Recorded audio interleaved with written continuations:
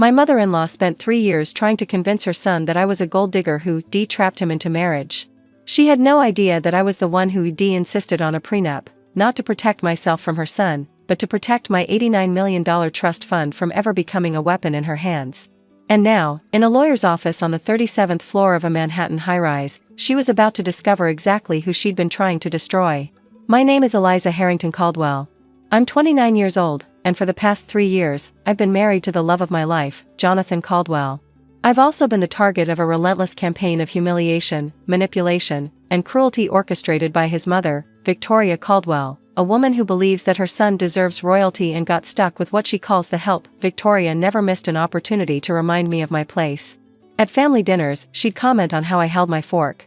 At holidays, she'd buy everyone designer gifts and hand me a grocery store candle with the price tag still attached. At her annual garden party, she'd introduce me to her friends as Jonathan's little wife. She works in food service, isn't that quaint? She wasn't entirely wrong.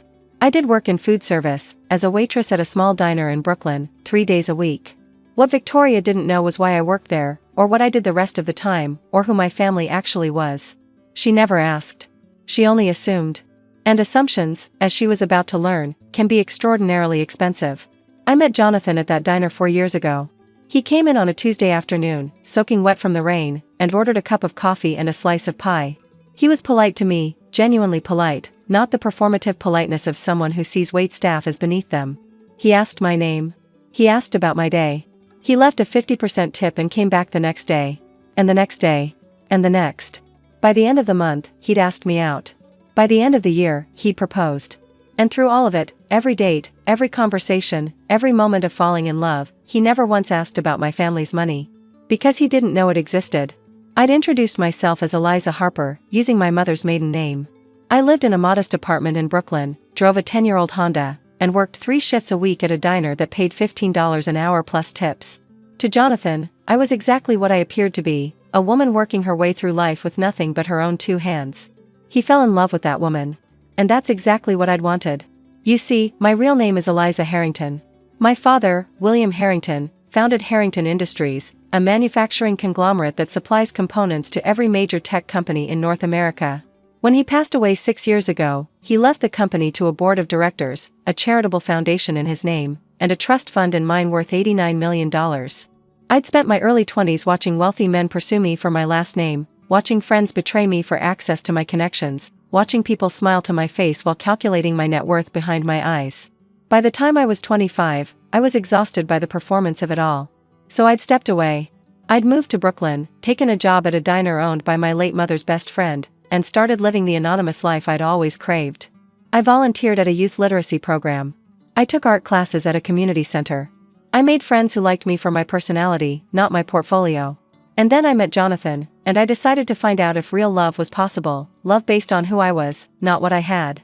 I told him the truth 3 months into our engagement. I'd been terrified, certain that knowing about the money would change everything, would make him look at me differently, would poison what we had. Instead, he'd laughed. I fell in love with a waitress who argues about books and burns toast and cries at dog commercials, he'd said. I don't care if you're secretly a billionaire. I just care that you're you. Then he'd paused. But maybe don't tell my mother just yet. She's a lot. And I'd rather she didn't have any excuse to pretend she approved of you all along. I'd agreed. It was our secret, one we kept for 3 years while Victoria Caldwell made my life a living hell. The divorce ambush came on a Wednesday afternoon. Victoria had called, insisting I meet her for lunch at a restaurant in Midtown. Just the 2 of us, she'd said sweetly. It's time we got to know each other better. I should have known it was a trap. Victoria had never wanted to get to know me better. Victoria wanted me gone. When I arrived at the restaurant, she wasn't alone. Seated beside her was a man in an expensive suit with a leather briefcase and the cold eyes of someone who charged $800 an hour. Across from them was Jonathan's sister, Penelope, looking uncomfortable but resolute. Sit down, Eliza, Victoria commanded. We need to discuss your marriage. Where's Jonathan? Jonathan doesn't need to be here for this. This is a conversation between women. She smiled, the kind of smile that preceded a knife between the ribs. This is Gregory Palmer, one of the finest divorce attorneys in New York. And these, she slid a folder across the table, are your divorce papers. I didn't touch the folder. I'm not signing anything, Victoria. You will if you know what's good for you. She leaned forward, her voice dropping to a venomous whisper. I've tolerated you for 3 years because Jonathan was infatuated. But infatuation fades, and reality sets in. You're a waitress. A nobody. You contribute nothing to this family except embarrassment. I love your son. And he loves me. Love. She laughed bitterly. Love doesn't pay for the lifestyle my son deserves. Love doesn't give me grandchildren worthy of the Caldwell name. Love doesn't change the fact that you are fundamentally beneath us. Victoria, sign the papers, or I'll destroy you. Her voice went ice cold. I have connections you can't imagine. I can make sure you never work in this city again. I can make sure everyone knows you trapped my son into marriage. I can make your life so miserable you'll wish you'd never heard the Caldwell name. Gregory Palmer cleared his throat. Mrs. Caldwell has retained my services to ensure this separation proceeds efficiently. Given that you brought no assets to the marriage and your prenuptial agreement clearly states, you've seen the prenup? I interrupted. I've reviewed the summary Mrs. Caldwell provided. I almost smiled. Of course she'd only given him a summary. The full document told a very different story. I'd like my own attorney present before I sign anything, I said calmly. You can't afford an attorney, Victoria snapped. You can barely afford your rent. Nonetheless, I'd like representation. I'm sure Mr. Palmer would agree that's my legal right. Gregory Palmer, to his credit, looked mildly uncomfortable. She's not wrong, Mrs. Caldwell. Proceeding without opposing counsel could create issues down the line. Victoria's jaw tightened. Fine. 1 week. But if you think dragging this out will change anything, you're even stupider than I thought. I stood, leaving the divorce papers untouched on the table. 1 week, I agreed. I'll have my attorney contact Mr. Palmer to arrange a meeting. As I walked out, I heard Victoria mutter to Penelope, she's probably going to find some legal aid lawyer. This will be over before it begins. I smiled all the way to the elevator. That evening, I told Jonathan everything. He was furious, not at me, but at his mother. He wanted to confront her immediately, to cut her off entirely, to make clear that her behavior was unacceptable. Let me handle this, I said, taking his hands. Your mother has spent 3 years treating me like dirt because she thinks I'm powerless. She's never going to respect me until she understands exactly who she's dealing with. What are you planning? A meeting? With lawyers. The full prenuptial agreement. And every document proving exactly who I am and what I'm worth. Jonathan grinned, the same grin he'd had when he first asked me out at the diner. Can I at least be there to watch? I'm counting on it. The next morning, I called Harrison Wright, the senior partner at Wright, Morrison and Associates, the law firm that had handled my family's affairs for 30 years. Harrison had known me since I was a child. He'd managed my father's estate, structured my trust fund, and personally drafted the prenuptial agreement Victoria was now trying to use against me. Eliza. His voice warmed immediately when his assistant put me through. It's been too long. How's married life treating you? That's actually why I'm calling. I need your help with something. I explained the situation. When I finished, Harrison was quiet for a long moment. So your mother-in-law hired a divorce attorney without reading the actual prenup, doesn't know who you really are, and is trying to force you out of the marriage under threat of destruction? That's the summary, yes. Eliza, I've been practicing law for 42 years. This might be the most satisfying meeting I'll ever attend. I could hear the smile in his voice. Set it up. I'll clear my schedule. The meeting was scheduled for the following Thursday at Gregory Palmer's office, a sleek corner suite in a high-rise overlooking Central Park. Victoria had chosen the venue deliberately, I suspected. She wanted me to feel small and out of place amid the mahogany furniture and original artwork. She was already seated when Jonathan and I arrived, flanked by Penelope and Gregory Palmer. She looked at my simple blouse and slacks with undisguised contempt. No attorney, she asked sweetly. I thought you were going to find representation. He's parking the car, I said, taking a seat beside Jonathan. He should be up shortly. Victoria rolled her eyes. Let's get started. The sooner we conclude this, the sooner we can all move on with our lives. She shot a meaningful look at Jonathan. I've already started a list of appropriate young women for you to meet, darling. The Worthington girl just returned from finishing school in Switzerland. I'm not divorcing my wife, mother. You will once you understand. The door opened, and Harrison Wright walked in. He was 73 years old, silver-haired, and dressed in a suit that cost more than most people's cars. He carried a leather briefcase that had been a gift from a former Secretary of State, and he moved with the quiet confidence of a man who had won arguments against the best legal minds in the country. Gregory Palmer recognized him immediately. His face went pale. Harrison Wright, he breathed. I didn't realize you were. I've followed your career for years. The Mercer case. The Thornton acquisition. You're a legend. You're too kind. Harrison shook his hand briefly, then took the seat beside me. I'm here representing Mrs. Eliza Harrington Caldwell. shall we begin? Victoria's eyes narrowed. Harrington Caldwell? Her name is Eliza Caldwell. Harper before that. Harper was her mother's maiden name, which she used for personal reasons during a period of privacy. Harrison opened his briefcase and began removing documents.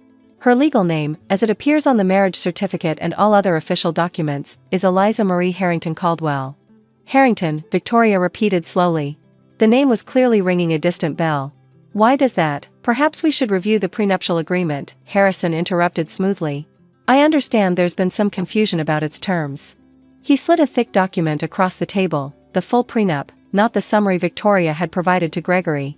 Mrs. Caldwell, I understand you've been operating under the assumption that this agreement protects your son's assets in the event of divorce. That is, not accurate. Gregory Palmer was already reading, his frown deepening with each page. This prenup, this protects the wife's assets. All assets brought to the marriage by Eliza Harrington remain her sole property. In the event of divorce, Jonathan Caldwell waives all claims to. He looked up. This says she has a trust fund. Correct. Harrison produced another document.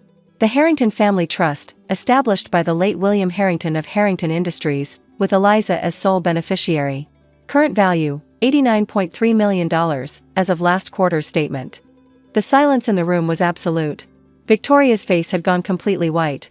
That's not, she's a waitress. She works at a diner. She drives a Honda. She works at a diner owned by a family friend because she enjoys the work and values living a normal life, Harrison corrected. She drives a Honda because she finds flashy displays of wealth distasteful. And she never told you about her inheritance because, he glanced at me, she wanted to know if your son would love her for herself, not her money. Jonathan squeezed my hand under the table. Additionally, Harrison continued, I should note that Harrington Industries, the company founded by Eliza's late father, supplies manufacturing components to several companies in which the Caldwell family holds significant investments. Your husband's portfolio, Mrs. Caldwell, includes approximately $2.4 million in stocks that depend directly on Harrington Industries' continued operation. He let that sink in.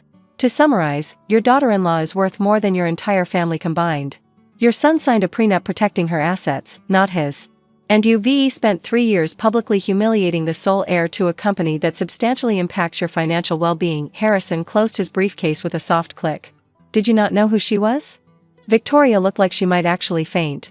Penelope had pressed herself back into her chair as if trying to disappear. Gregory Palmer was studying the ceiling with intense focus, clearly wishing he was anywhere else. This is? Victoria's voice came out as a croak. Why didn't you tell us? You never asked. I spoke for the first time since Harrison had entered. In 3 years, you never once asked about my family, my background, my life before Jonathan.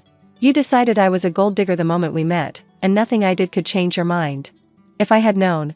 What? You would have treated me like a human being? I shook my head. That's exactly why I didn't tell you.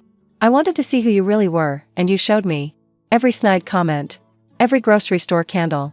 Every introduction where you called me the help. I stood up. I'm not signing your divorce papers, Victoria. Jonathan and I love each other, and we're going to stay married for a very long time. But things are going to change. What do you mean? I mean that from now on, you treat me with respect. Not because I have money, because I'm your son's wife and I deserve basic human dignity. No more snide comments. No more comparing me to other women. No more attempts to destroy my marriage. And if I don't? I glanced at Harrison, who nodded slightly. Harrington Industries is currently evaluating its supplier relationships with several companies in your husband's portfolio. It would be a shame if those partnerships were to dissolve. Additionally, the Harrington Foundation's annual gala is the most exclusive event on the East Coast social calendar. I believe you've been trying to secure an invitation for years. Victoria's face went from white to red. She'd been begging for an invitation to that gala for as long as anyone could remember. It was the crown jewel of social achievement, and she'd never known that her own daughter-in-law controlled the guest list. That's blackmail, she whispered. That's consequences, I corrected. Something you've clearly never experienced before. Jonathan stood beside me. We're done here, Mother. Eliza is my wife. She's part of this family. And if you can't accept that, then you're the one who's going to be left out in the cold. We walked out together, hand in hand, leaving Victoria Caldwell sitting in stunned silence amid the ruins of her scheming. The aftermath was everything I could have hoped for. Victoria spent 2 weeks calling Jonathan, trying to explain, apologize, and negotiate in equal measure. He let most of the calls go to voicemail.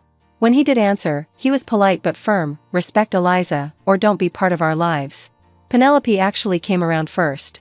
She showed up at our apartment with flowers and a genuine apology. I should have stood up to her, she admitted. I knew what she was doing was wrong. It was easier to go along. It usually is, I agreed. But easier isn't always right. We've been slowly rebuilding a relationship. She's not perfect, but she's trying, and that's more than I expected. Victoria took longer.